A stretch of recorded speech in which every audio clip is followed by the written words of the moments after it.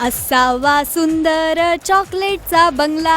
ही कविता लहानपणी आपण फक्त म्हटली असेल, पण इथं पोर्तुगालमध्ये तर चॉकलेटची शिल्प तयार होत आहेत.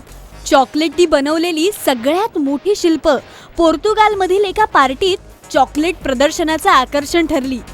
15 चॉकलेट शेफ्सनी जोसेफ, येशू ख्रिस्त यांच्यासारखी शिल्प तयार केली.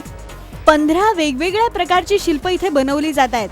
हे सगळे शिल्पकार म्हणजे चॉकलेटकार आपल्या कामात अत्यंत मग्न होऊन, आपल्या मनाला ब्रेक लावून, कितीही खाण्याची इच्छा झाली तरीही चॉकलेट न खाता काम करतायत.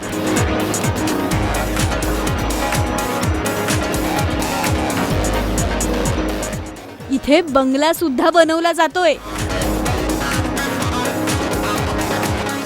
Guinness Book of world record मध्ये या प्रकारचा असा कुठलाही विक्रम आधी नोंदवला गेला नाहीये.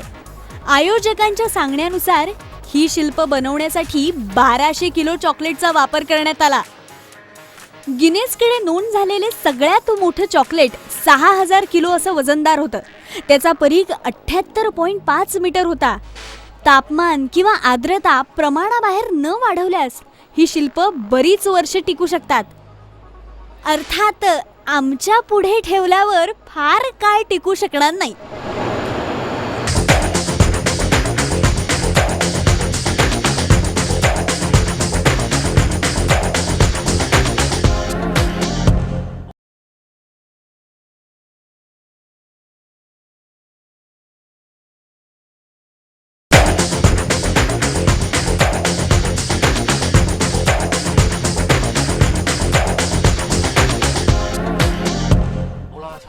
सर्वसाधारण गोल्डफिश या माशाची लांबी 6 ते 7 सेंटीमीटर असते, पण जॅकी चेन नावाच्या या माणसाच्या गोल्डफिशची लांबी आहे 40 centimetre.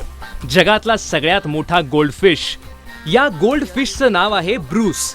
Guinness Book of World रेकॉर्डनं याची नोंद घेतली आहे.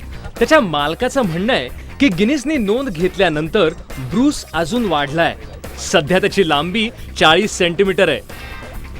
नोंद घेताना त्याची लांबी 37 सेंटीमीटर होती. झगमगत्या केशरी रंगाचा हा मासा एका खास फिश टँक मध्ये ठेवण्यात आलाय. अरे बाप रे बाप, तुमच्यापैकी बऱ्याच जणांच्या फिश टँक मध्ये या ब्रूसला जागा कमीच पडेल.